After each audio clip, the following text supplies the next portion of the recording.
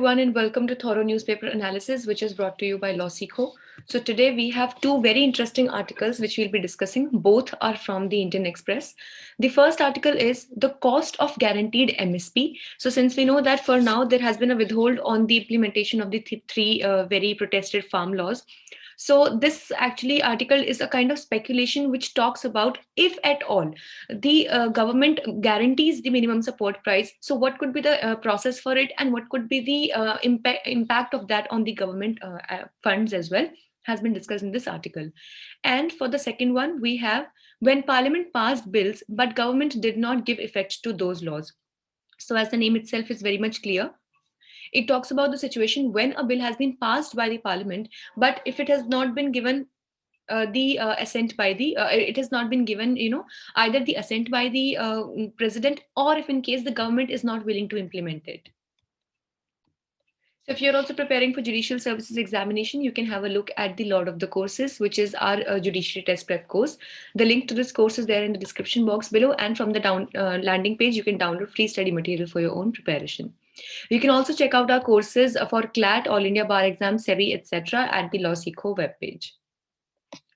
So this is the multiple choice question from yesterday's discussion.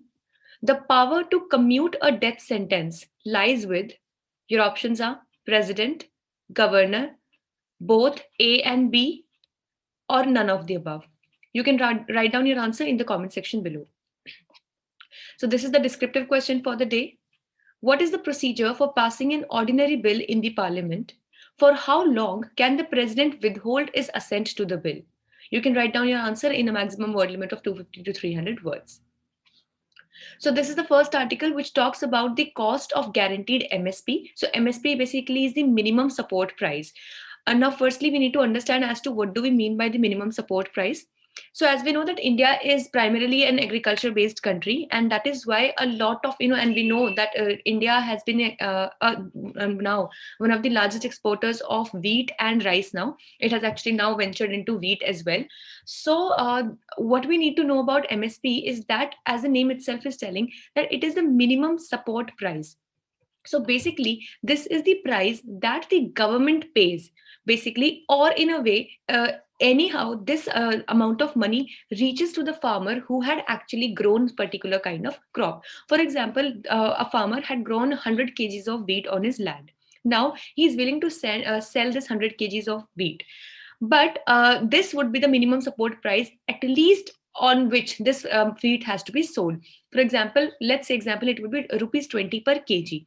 So not below rupees 20 per kg, not even a single kg of it would be sold below the 20 rupees per kg stuff. Just a second. Yes. So here, this will be the minimum support price. So this will be the minimum price of which support will be given to the farmers for buying or procuring their any kind of crop that we have. So in India, the minimum support price is given on 23. Here we have these.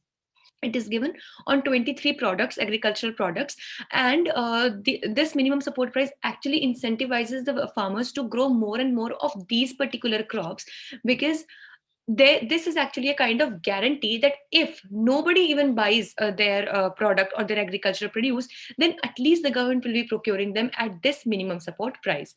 So the protesting farmer unions recently have raised two fundamental demands. One is of repealing of the three agricultural laws. As we all know, they're all there on the Delhi borders. And the second demand that they have is to provide legal guarantee of the MSP. This is another important point, that though MSP forms such an important part of the procurement system, please don't get confused. By procurement, we mean the process of buying the agricultural produce or buying any particular thing. So in this case, because we are buying the agricultural produce, so we refer it to be as the procuring of agricultural produce. So basically, minimum support price is a very important part of the procurement system of the agriculture produce in India. But yet, ironically, minimum support price has no statutory backing, which means that there is no particular law or act which provides or which makes it compulsory for the government to make the procurement on of this particular price, which is the minimum support price. It is just the governments that take the initiative of buying and procuring the agricultural produce on the minimum minimum support prices. That is why it is not a matter of right. Now, this we need to understand, that had it been provided into under our any particular statute, or the rights would have been given to the farmers, then if the government would not procure any particular crop listed for the MSP on that particular price, the farmers could claim that their produce should be taken up on the MSP. But currently the situation is not so, since there is no statutory backing given to the MSP. It is only an initiative, or it is only a prerogative of the governments to do this. And that is why the state governments have different levels of MSPs for different products in their particular states. So in India, the largest MSP is for wheat and rice, and that is the very, very key reason why farmers are willing more and more to grow only wheat and rice, which actually is very, it is causing a lot of harm to the soil and the conservation activities as well. But that altogether is a different issue. So here, if at all, we talk about a situation where the minimum support price can be made legally binding on the government. So what can be the procedures? Please again keep in mind, this is not the procedure that is followed in the current situation, because it is still not legally binding on the government. This is just a discussion on the hypothetical situation that if at all in the future we think of bringing the MSP or making MSP legally binding on the governments, so what could be the two possible ways of doing it?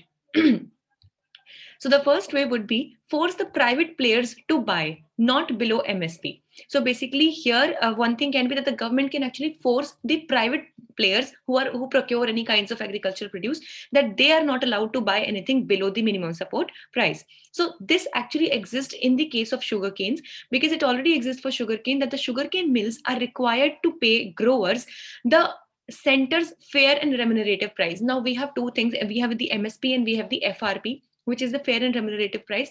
These are, they are a bit different in different circumstances, and it's different, context also. So this system of forcing the private players to buy not below MSP exists in the case of sugarcane, but not in any other kind of agricultural produce. And the second possible way of doing it could be that the government can buy the entire crop at MSP. So the second can be that the government itself can buy the entire crop at the minimum support price. So in the year 2019-20, government procured 77.34 million tons of paddy. Please consider this has to be paddy, not panny. That is rice. 38.99 million tons of wheat, and 105.23 lakh bales of cotton. So already government takes a huge share through the MSP through MSP and procures these three crops on by itself. But what we need to keep in mind is that this procurement at the MSP by the government is done only so significantly for paddy, wheat, and cotton. Though there are other here crops as well, as we know that in total there are 23 of the crops that get MSP through the government. But the major MSP goes to the paddy, wheat, and cotton. And that is why, if at all, we have to buy all these other products and also at the MSP, and that also a huge share of them, then definitely the cost will have to vary and significantly increase as well. Now let's understand that what would be the net amount that the government would be required to pay for legally binding MSP. So it would be rupees 1 to 1.5 lakh crore per year. See, basically what happens is that let's consider that the government procured in total, for example, it procured in total 100 kgs of any crop. For example, let's say wheat. So it paid, for example, 100 rupees for this, or let's say 200 rupees for this 100 kg at the rate of 2 rupees per kg. Please consider this is only a hypothetical example, okay? So it is not just to be, taken up to scale. So government procured 100 kgs of wheat at the price of 2 rupees per kg. So the total would be, the government paid rupees 200 for these 100 kg of wheat. Now, a big amount of this also goes in the public distribution system, wherein the government gives the ration to the poor at very, very low prices, which is done through their ration cards in the public distribution system and the Food Security Act. So definitely the government goes into a huge loss, because here, if the government has procured wheat at 2 rupees per kg, then definitely the government would be giving this ration to the poor in the public distribution system at a price which is way below than 2 rupees per kg, which could be anything, say 50 paisa per kg or 1 rupee per kg. So that is why, firstly, the government bears huge loss when it actually distributes the procured agricultural produce or the wheat grains or any kind of food grains through the public distribution system. But and this definitely would increase the burden on the financial burden on the government. But also the other thing which would balance this is that not the entire food grain which is procured by the government is given in the public distribution system. The government also makes huge exports to the foreign countries. It also sells it to other private entities maybe. So here the government earns as well. So maybe if the government procured it for 2 rupees per kg, it is able to sell a part of it at 2.5 or 3 rupees per kg to some other entity. So that is why it is not only that there is just financial burden on the government, but also the government has this opportunity and it also uses this opportunity to sell that particular wheat or a particular food grain or any kind of agriculture produce at a rate higher than what it actually had procured through the minimum support price. So if we talk about the estimated expenditure that the government would have to do would be 1 to 1.5 lakh crore per year. So it would be from rupees 8 lakh crore excluding sugarcane. Now here, because sugarcane will again be excluded because here already the private entities are paying for the sugarcane and the sugarcane mills are already giving this fair and remunerative price to the growers of sugarcane. Paddy, wheat, cotton, etc. Total 23 farm commodities because this amount is already calculated in this because government pays the largest amount of MSP on paddy, wheat, and cotton. And then the quantity not bought by the government, which would be open purchases, because it is not like that the entire produce of the agriculture in the whole country is just procured by the government. There are definitely other private players, companies, etc., who also buy the crops. Crops and other agriculture produce. Then the crops sold by government, which are on the subsidized rates. So these are all the things which would be excluded in this entire amount. So with this, let's discuss the second article for the day, which talks about the very bringing, repealing, or giving effect to the laws. So the government has repeated its offer of putting the three farm laws on hold for 1.5 years to the protesting farmer unions, which has been refused. So basically, the farmer unions or the farmers are simply nothing else and nothing less than the repeal. So all they're asking is that we need the laws to be repealed and nothing less than that. And still, the government is putting forward its offer that it would not be implementing its these three farm laws for 1.5 years. So that is why this brings us to the question that what is the authority with government in order for the implementation of any particular law which is passed by the parliament. So firstly, let's understand that how a law is made or removed. The parliament has the power to make laws. That is firstly in the place, as we know, it is bill, not unless it is signed by the or given assent by the president under article 368 of the constitution. But before the bill becomes a law, it passes through three major steps. Firstly, Article 111, which is the assent of the president. So here he can either sign off or withhold his consent. So there are two options which are available with the president. Either he can sign or give assent to that particular bill and make it an act. And second thing that he can do is that he can withhold his consent. So usually in the general case scenario, what happens is that the president gives his assent to the laws or to the bills, whatever come to him. But there was a last refusal in the year 2006 when President APJ Abdul Kalam refused to sign a bill protecting MPs from disqualification for holding office of profit. And after the refusal, what happens is the bill is sent back to the parliament for reconsideration. Now, here one thing which is very interesting is that if the parliament sends back the bill to the president, now it may be with the required changes which were asked by the president or may not be. The president is bound, he is duty bound to give his assent to the bill. So if it is again passed by the parliament, sent to the president shall approve it.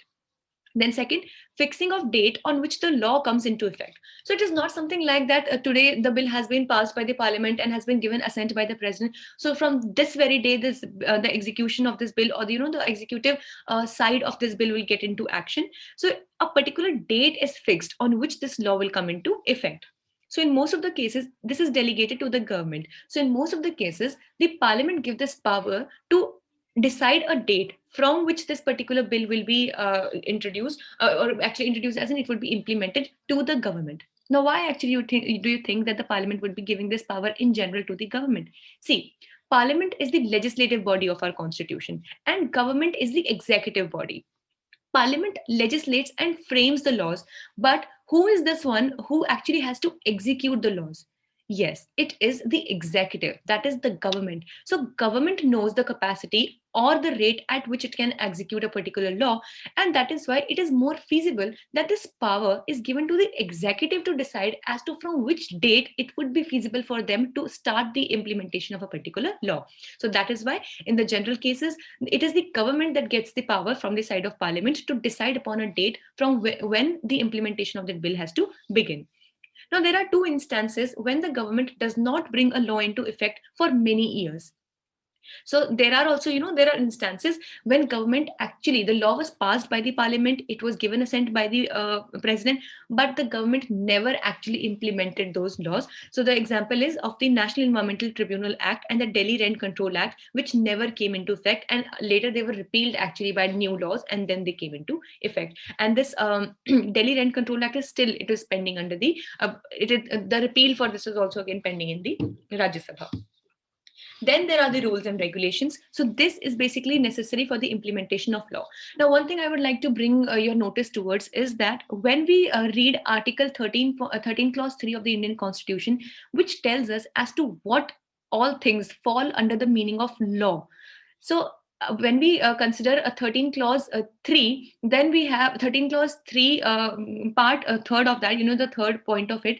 So we consider the executive legislations which are there, or through the delegated legislations, when rules, regulations, orders, bylaws, and such things and orders are passed, so which are actually done by the executive. Now these rules, regulations, orders, notifications, etc., are the things that are crucial for the implementation of the laws actually passed by the parliament. So that is why these rules and regulations are necessary for the implementation of law, and parliament's recommendation the government to make rules within 6 months of passing the law. So the parliament can recommend that the government must make rules for the implementation of this law in the next coming 6 months.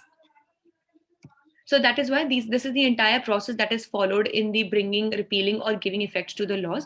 But there are still many situations where the government does not really forms the required rules and regulations and the implementation of that particular bill.